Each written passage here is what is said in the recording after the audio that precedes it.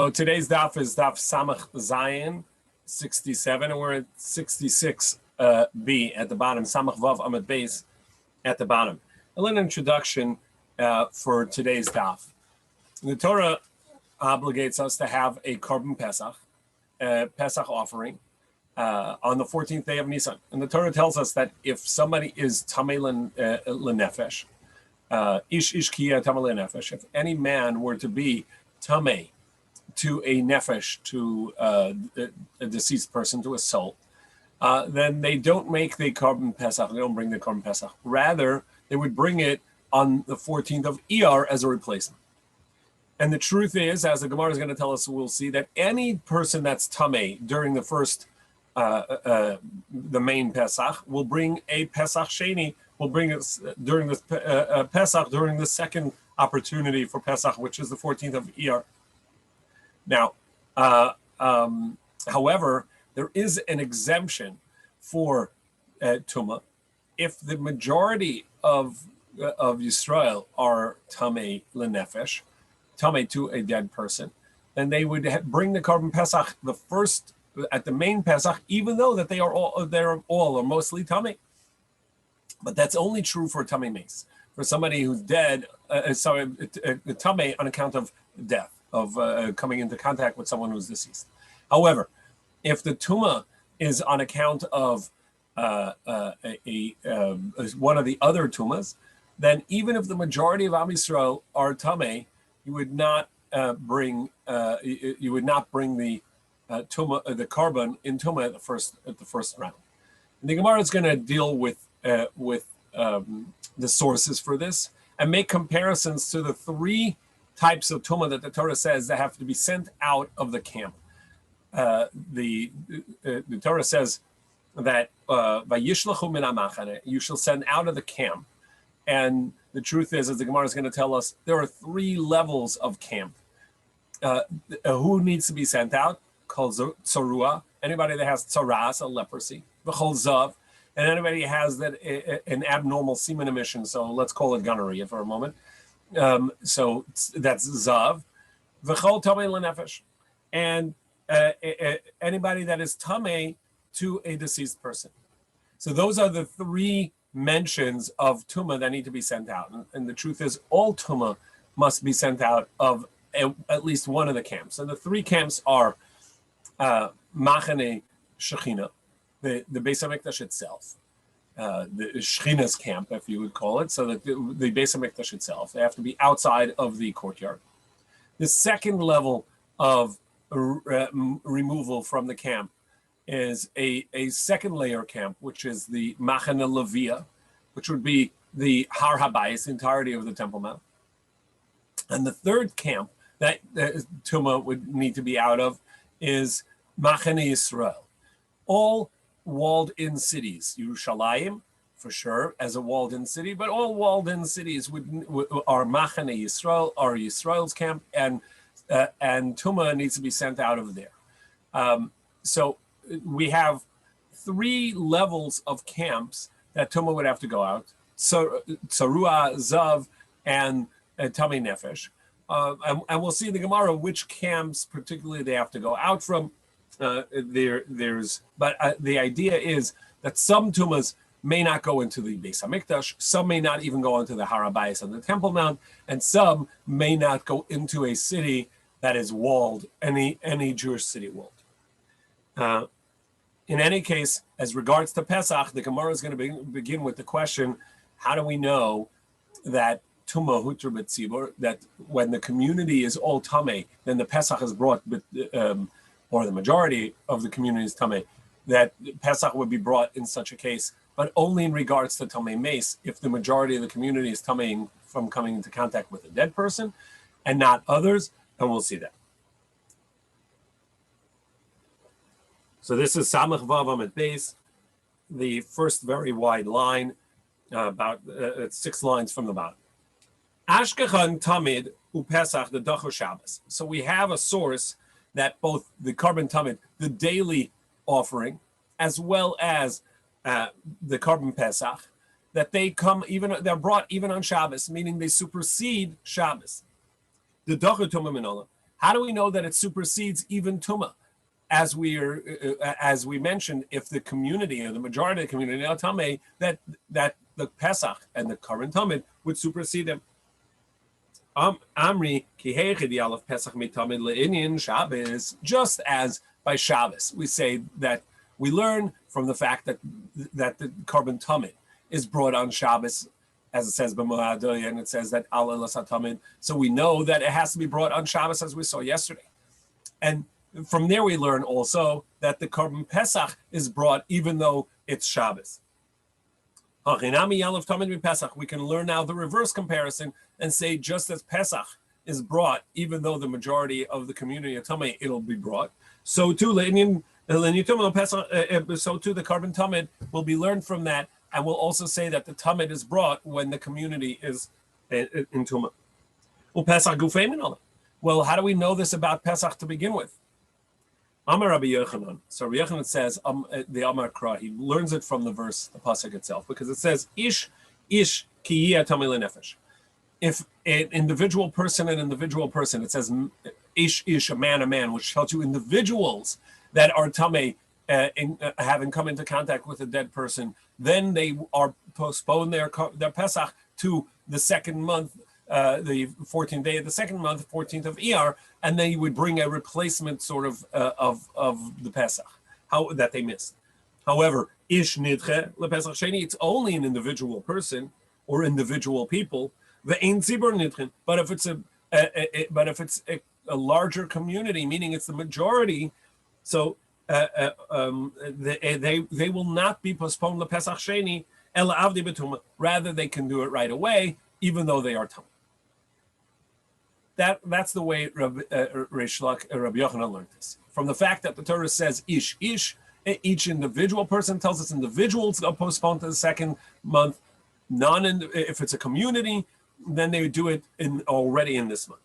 Amalei Rish Lakish, Rabbi Yochanan. So Rish Lakish said to Rabbi Yochanan, how do you know to infer that? It's true that the Torah tells us that only individuals go to Pesach Sheni. But how do you know to therefore say, and if it's a community, therefore they do it in the first Pesach? Yeah, you're right that the first that it infers it means that a group is sent off to an individual is sent off to the second Pesach and postponed, but a tzibur, a community, is not postponed. But who tells you they do it while they're tummy? Maybe they can't do it at all. Tzibur Leslie Takanta Leba Pesach Rishav Leba Pesach Sheni. They can't bring it now because they're tummy, and they can't bring it later because they're not an individual that gets a makeup date. Maybe if the majority of community is tummy, they don't have a makeup date, and that's true for many mitzvahs. You couldn't do it. You're out, and that's the way it is. So how do you know to infer from the fact that the Torah says only individuals get postponed to the second Pesach and have a makeup date? Maybe it's only. And therefore you infer that it means that they can bring it while they're tummy. Maybe it just means they can't bring it now because they're tummy, and they can't bring it later because they don't get a postponement date only if they're individuals. So Rish Lakish is going to disagree, and he's going to have a different source for this halacha. Ela Amar Rish Lakish mehacha. We learn it from here. The Torah, when it says that that someone is tummy, needs to be outside of the camp. It mentions three. It mentions tzarua, zav, and tamei lenefesh. Tzarua is someone who has leprosy. Zav, someone who has an abnormal semen emission. Let's call it gonorrhea. And tamei lenefesh, and somebody who came into contact with the dead. Now, the least severe, the Gemara is going to argue now, Reb Shimon Lakish is going to argue now, is that the least severe of these is the tamei lenefesh, somebody who came into contact with the dead. And the Gemara later is going to ask what makes it less severe than the others. But at this moment, let's just say that the other two are a personal tumah. The tumah came upon them from their own body, as opposed to somebody came into contact with something else that's a source of tumah, the dead person. So if the person who came into contact with the dead person must leave the camp, so say just that, I mean, you don't have to tell me the Zav and Mitzora where they themselves have a Tumah come upon them. And therefore I would just deduce it and say, if you have to exclude from the community, have them sit outside the community, if somebody who came into contact with the dead, which is not their own personal Tumah, it's a Tumah from something else, for sure, Zav and Mitzora, a Zav and Mitzora for sure should be sent out of the camp. That's the question on the verse. And now we go to Samach Zayin Amud Aleph. Ela yesh l'chashav shezavan mitzoroi mishtachem ve'int me'emesim mishtachem. Rather, what this coming to tell you is you have to send out the zavan mitzora even when someone who's tamei meis, somebody who came into contact with the dead, does not need to be sent out. And when is that? Ve'int me'esim mishtachem. It says a Pesach haba b'tumah, and that must be at the time that a Pesach is brought b'tumah, where the majority of the community is tamei by contact with the dead person, where, as we said in the introduction, the communal tumah that's allowed to bring the Korban Pesach on the 14th day of Nisan, because the majority of the community is tamei, is only if they came into contact with dead. But other forms of communal tumah, meaning the majority of the community got leprosy, tsaras, that would not be a reason to bring the Pesach while tamei. So since it's only in this case, so we have a case where those that are tamei nefesh, those that are tamei by coming to contact with the dead, the majority of the community would bring the Korban Pesach on the 14th day of Nisan. Yet, people that are tamei from other forms of tumah are going to be sent out of the camp, meaning they can't bring the Korban Pesach now. They have to be out of the camp, and they're going to be postponed to the second Pesach. So that's why the Torah needed to mention the exclusion of the camp of all three, and we couldn't just say, look, if somebody who's tamei meis is excluded of the camp, for sure that the Zav and the Mitzora are also excluded from the camp because they have a tumah that came from their own body. No, because there's a time that a tamei meis must not go out, yet the Zav and Mitzora are excluded from the community. Abaye. So Abaye challenged this teaching of Rish Lakish. If this is the case, leimanami yomar zav tamei meisim. Well, if this is the case, I don't need to mention tsaras at all. The Torah should have only mentioned tamei meis, which is somebody who came into contact with the dead. He must be excluded outside of the community. And the zav, somebody who had a bodily a semen emission that's abnormal, like a gonorrhea, so therefore they also are excluded. And I would know for sure that a tsaras is excluded. And I don't have to say a leper. I would say if a zav is excluded, for sure somebody who's a mitzora as well. And later the Gemara is going to ask, in which way is a leprosy, tsaras, more severe, that it's so clear to Abaye that if it would have said zav, that would for sure must go out of the camp. Then for sure someone who has tsaras must go out of the camp.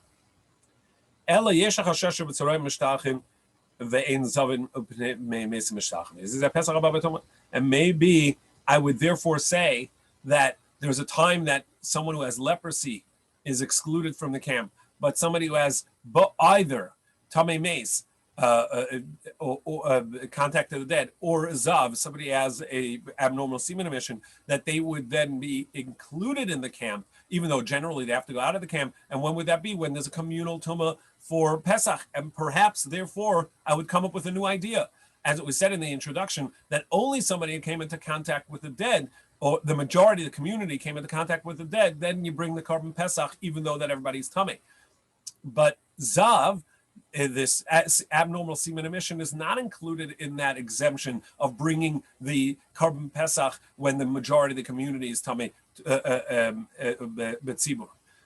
But if you are right, Rish Lakish, then we can include zav as well and say that even someone who had an abnormal semen emission, a zav, he would also bring the Korban Pesach in a tumah betzibur when the community is tamei. If you tell me, all right, perhaps that's so. No, it's not true. We learned that somebody, when the Korban Pesach is brought in Tumah, even though that it's brought in a moment where the majority are tamei, but only tumah mace. Only if they came in, it's tumah of contact of dead. But anybody that has a semen emission or an abnormal menstrual flow or just normal menstrual flow or having given birth, then they would then not bring the Korban Pesach the first time around. They would be betuma and they would have to wait for the second Pesach. Now, v'im achlu petura. This is a question why this would say here. If they did transgress and eat it, then they would be exempt, be that as it may. In any case, but it says clearly that a zav, which is mentioned in the verse to be sent out, does not participate in the Pesach. So it should be sufficient to just mention zav, and I'll know for sure that a leper as well as a mitzvah. So therefore, Abaye says, no, we have to go back to the teaching of Rabbi Yochanan, and Rabbi Yochanan's teaching is the primary source, not Reish Lakish's, the source from Pesach itself, where it says each person should be sent, each individual person will be sent to the second Pesach to, if they're a tummy. Imke nichtav rachmana ish ki tummy lenefesh. Lenefesh laman. So he says, but what's your question? Your question is, maybe it means that only individuals are postponed to the second Pesach, but if the community is tummy, then they can't bring the Korban Pesach in the first one because they're tummy, and the second also not because they're not individuals, and then there's no Korban Pesach. How do you know, Rabbi Yochanan, how can we learn from here that when there's a community that's tummy, they bring the Korban Pesach as a tummy, as an impure community will bring the Korban Pesach? Because the Torah should have said, ish ki tummy, a general term. If an individual is tummy, it gets postponed to the second. And it's talking about all tumah, as we just mentioned, that every tummy, regardless of the source of tumah, is postponed to the second Pesach. L'nefesh lamali. So why did the Torah mention specifically tummy mace? As somebody came into contact with dead, to tell you that they do bring the carbon tumah, the communal offering, the Pesach as a communal tumah, they will bring it on the 14th of Nisan. And if you can tell me no, maybe it comes to tell us that only someone who came into contact with the dead is postponed to the second Pesach and not any other tumah. That's not true either. By the time we learned, as the Brisa said, perhaps you would think that only someone who came into contact with the dead, a tummy mace, is the one that brings is postponed and has a makeup date for the Pesach in 14th of Iyar. But or somebody who was too far away to bring the carbon. How do we know that anybody that has a tumah of a zav, which is an abnormal semen emission, somebody who came leprosy, somebody who's tamei nida, or somebody who had relations with a nida, who then the man also becomes a nida. Minayin. How do we know that these tumah that they too bring a carbon Pesach at the second Pesach? Ish lenefesh. Ish. Therefore, it says any man, meaning any type of tumah. Lenefesh shekazar chman alimini. So then, why did the Torah specifically mention tamei mace? Elahachi kama. So rather, this is what it says: Ish nitchel Pesach sheni vein siber nitchel Pesach sheni lav betuma. That must be to tell you that individuals are postponed to the second Pesach, but lenefesh, if you're in a tummy, if the tumah is to a deceased person, and it's a communal tumah, it's not individual, it's the majority of the community, then you do it already now on the 14th of Nisan as a communal carbon, as a communal tumah carbon. And they only do this, the only time you bring the offering while tummy as a community is for the communal tumah of Pesach, of if they had come into contact with dead. But if the communal tumah was any other form of tumah, that would not be allowed to be brought, even though the majority of the community is tumah. Amar Rav Chisda. Rav Chisda now teaches the idea of some of the halachas of sending out the camps that we said that there is an exclusion either from Machan Shechina, from the Beis HaMikdash itself, or Machan Levia, from the Temple Mount, from the Har HaBayis, or from Machane Yisrael, from any walled-in Jewish city. Even though that a Metzora, somebody who's a leper, may not be in the camp, he has to go out of his camp, and the halacha is nevertheless that if he came in, he would not get lashes. And this is based on the concept of lav hanitik laseh. If there's a Torah prohibition, where the Torah, instead of leaving it as a prohibition, the Torah gives a remedy. Torah says, don't do this, and if you did do X as the fix, then there's no punishment, there's no lashes, because the Torah tells you how to fix it. It's lav hanitik laseh. It's a negative that's linked to a positive to fix it. Over here also, there's a positive to it. Shenemar, as it says, Badad yeshiv mechutz al-machane moshavo. He shall sit alone, outside of the camp shall be his dwelling. Badad yeshiv levada yeshiv. Badad means alone, he must sit alone. And mechutz al-machane moshavo, and outside of his camp is his dwelling, meaning he must be sent out of the camp. Even if he came in, send him out, which tells you that's the positive to the response to the negative, the prohibition, and not that if you catch him, he gets lashes. Akazam nitkala say the Torah linked it to a positive command. So we ask a contradiction. It says a leper, a mitzora that comes in within his camp gets arbaim lashes, and zavan uzavis shenichos ofnim chitziasan arbaim, and also a zav and a zava. The abnormal semen emission or the abnormal menstrual flow are also going to be considered as excluded from their camp, and if they go into their camp, also there will be lashes. So we see that there is a punishment for the mitzvah that went out went into the camp, even though the Torah gave the remedy of going out. So that's the contradiction, and the Gemara is going to answer. But the Brisa continued, "V'tamei meis." Someone who came into contact with the dead, mutali kanes l'machane lavia. His exclusion would be from the machane shechina, from the Beis Hamikdash. A tamei meis, someone who came in contact with the dead, may not go into the Beis Hamikdash, but onto the Temple Mount, onto the Harabais, which is called machane lavia, the Levite camp. That's permissible. And not only someone who came into contact with the dead, but even a dead person itself is allowed to be in that camp. And how do we know that? As we learned in this week's Torah portion, this week's Parsha, the Torah says that when Bnei Yisrael was sent out of Mitzrayim, Moshe went ahead and he took the bones of Yosef and the brothers Reuven, Shimon, Levi, Yehuda, Yisachar, Zvulun, Dan, Naphtali, Gad, Asher, and Binyamin, and he brought them out of Mitzrayim with him.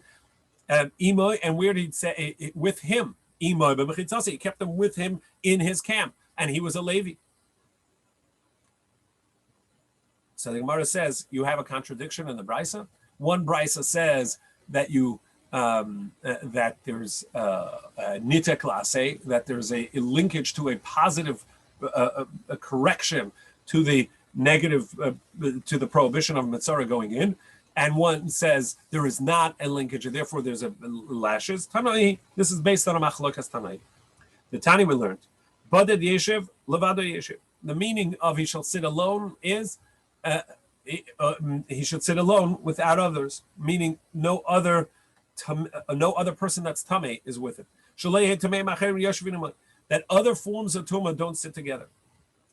Yachol, in other words, that tells us that the Mitzvah is the most severe of the exclusions from the camp. Okay, so that's the most severe, but maybe Zavin and Tamei Meis, they go into the same camp as well, and they're also excluded. Talmud loimer v'li tamas machanehem. Therefore, the Torah says, and they shall not defile, they should not make impure their camps, plural. So Rabbi Yehuda says, from here we learn that each one has their own exclusion camp. They're there's an exclusion for the Metzora that we know that's the most severe. Badad Yeshiv. He sits alone, meaning he's the most excluded outside of the three camps. And a Zav and a Tamei Mace, someone who had a abnormal semen emission, or somebody who came in contact with the dead, perhaps they are two the same, excluded from the Temple Mount as well, from the Machane Levia, and they can only be in Machane Yisrael. To that it says no. The Torah says Machanehem, their camps, to tell you that each one has a separate level of camp, the Zav, the Metzora, and the Tamei Mace. And so therefore the Zav is excluded of Machane Levia, and the Tamei Mace, someone who came in contact with the dead, is excluded of Machane Shechina, but may be in Machane Levia. It may not be in the Beis HaMikdash, but is allowed to be on the Temple Mount. That's Rabbi Yehuda's teaching. Rabbi Shimon Rabbi Shimon said, I don't need this, all of this explanation. The Torah says, and you shall send out of the camp anybody that has leprosy, tzarua, and anybody that has this abnormal semen emission, and anybody that came in contact with the dead. The Torah said all, there's going to be a drash for each one of the alls, what it includes, and it says them separately. All the Torah had to say that someone who came into contact with the dead should be excluded from the camp, and I would know the rest. And I would know if somebody who came into contact with the dead is excluded, as we mentioned before, that's not a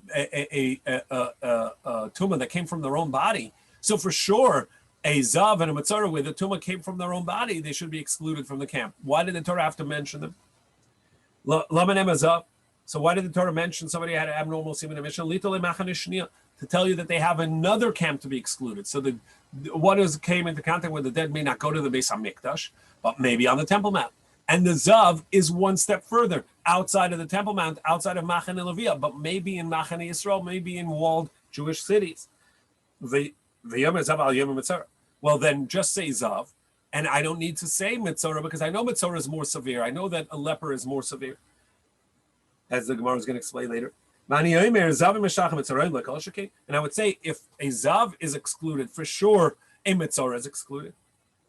So why did the Torah specifically mention Metzora as well? To tell you that he's excluded even on the third camp, meaning a leper, a tzaras, a Metzora may only may not be in the Beis HaMikdash, which even someone who's in contact with the dead may not be. And not only may not be on the Temple Mount, on the Har HaBayis, which is Machane Levia, as even a Zav may not be there. But he is one step further, may not even be in a walled Jewish city, in a Machane Yisrael, must be outside of that. Lita Machane Shalishis, to say a third camp. And therefore, when the Torah says, Badad Yeshev, you shall be separate alone, that's the Torah pushing it, connecting the positive to the negative, and that if they transgress, they shall not be in the camp. Then they have the nita klasei, they have the positive that they have to do to leave the camp, but there's no lashes, there's no punishment because it's a lav hanita klasei. So now we see that there are two opinions about this. The Gemara is now going to try and analyze what is the basis for the statement that these three mentioned in the pasuk are actually one more severe than the other, and therefore we can have these extra teachings. So my chumra the zav mitamis. So we said in the first step, the Torah could say only that someone who came into contact with a dead person, a tamei mace, needs to leave the camp, and then I would already know that is something more severe, that a zav should also be tummy. Shekain tuma yotza lamigufa. So the first step, the Gemara says, what's more severe about a zav? Because the tuma came upon it from his own body. So that's a very personal tuma, as opposed to coming into contact with something that's tuma. The Gemara says, well, I could argue that quite the contrary. Adarabba, tamei meis chamesh shekain toin azar shlishi yishvi. That tamei meis is more severe on account of, look at what the Torah requires for its re-entry into the community, for its tahara process, its purification process. The tamei mace not only does it have to wait 7 days, but on the third day and on the seventh day, it also needs a spritz from the red heifer water from the mechatas. Amakra tame v'chol tame. So the Torah said tame, somebody who is tame lenefesh, but then it adds v'chol tame and all tuma. The rabbis tuma sheretz, to tell you that not only one who came into contact with the deceased person, but also somebody came into contact with a dead sheretz, with one of the 8 types of rodents, they would also be considered a tuma and are not allowed to be in the camp. But that's the word v'chol. Well, since it includes other forms of tuma as well, that's for sure that that zav, which has a tuma that came from its own body, is more severe than even a sheretz. And since the Torah included sheretz and tamei meis in the exclusion from the Beis Hamikdash, from the Machane Shechina, and then it says zav as well, the zav must be coming to tell you that it goes one step further. Zav chomer b'tamei sheretz. What is the strength of the prohibition or the rules of a zav over someone who's a tamei sheretz? Kedamran, like we said, that it came from its body. So maybe we should say that zav is less severe than sheretz. Now, even though that it does come from its own body, but sheretz has a specific rule that seems not to be not to apply to a zav. The rule is that if somebody came into contact with a dead person, or somebody came in contact even with a sheretz, it doesn't have to be that they did so intentionally or anything like that. It could happen totally against their will. A dead rodent just fell on them, and they would be tummy. So that's ba'unis. That happens completely, unexpectedly. Whereas zav, there are specific rules. If somebody has an abnormal semen emission, but it comes from an illness, it comes from overeating, it comes from any other form of action causality, that would be considered an unis, and they're not tamei zav. Well, that's a big exclusion. That's a big leniency, which the sheretz has over the tuma of zav. Amri, so the Gemara says, and we go to Samach Zayin, ki hai gavna zav nami tumuyu tamei unis. No, a simple tuma, even a zav, has with ba'unis, regardless of how that happened. Kedama Rav Huna, like Rav Huna said, we're now on Samach Zayin Amud Beis 67b, the second line. Rav Huna, like Rav Huna said, Amar Rav Huna, Re'iyah Rishona Shel Zav Metame Ba'unis. And for this, we have to understand the uniqueness of the Tumah of Zav. It works like this. When somebody has a semen emission, they are called a Baal Keri, and that's considered a Tumah for the day. A Zav, someone who has an abnormal semen emission, as counting their first abnormal semen emission, they would be tamei for the day, just like a Baal Keri.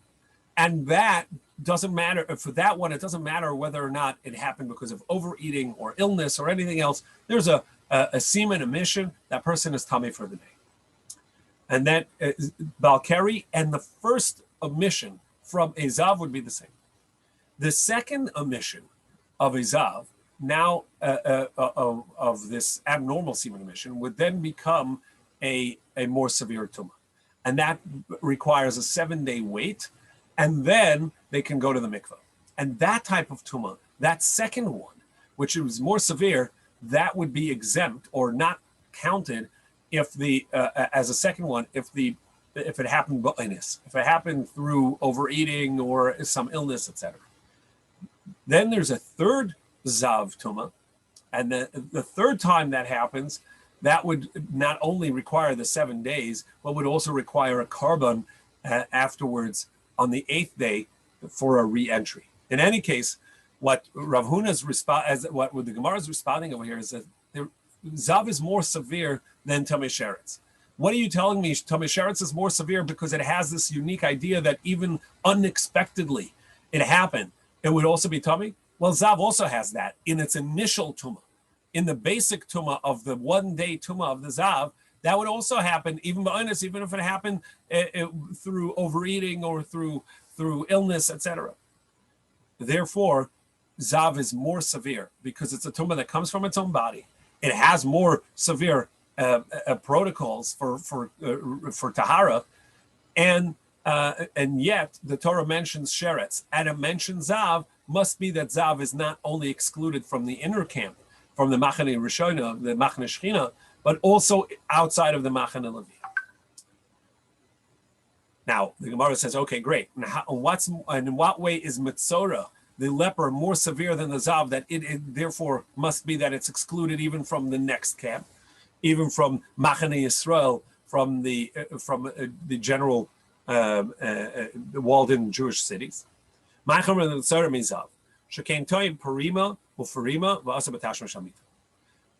Parts of the rules of the Metzora is that he must let his hair grow.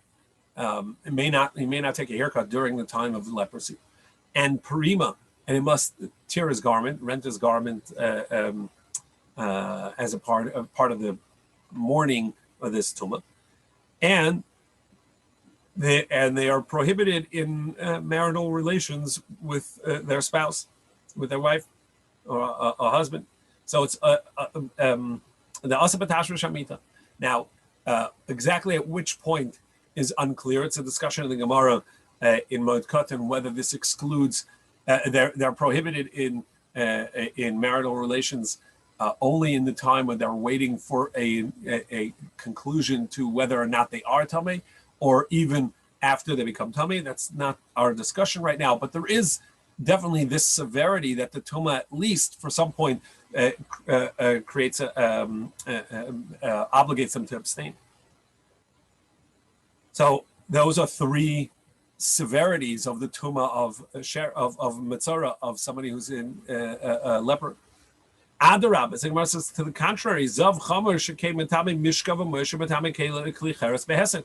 I have three severities of the tumah of a Zav over Metzora, because it has a tumah Mishkav Moshe.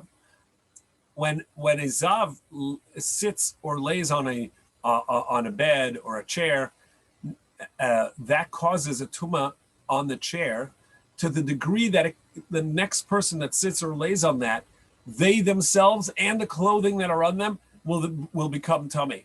So the bed, the chair, essentially become a primary source of tumah. Whereas by Metzora, it is only the chair or the bed that they lay on is only enough to make food and drink tamei, but not another person, other clothing.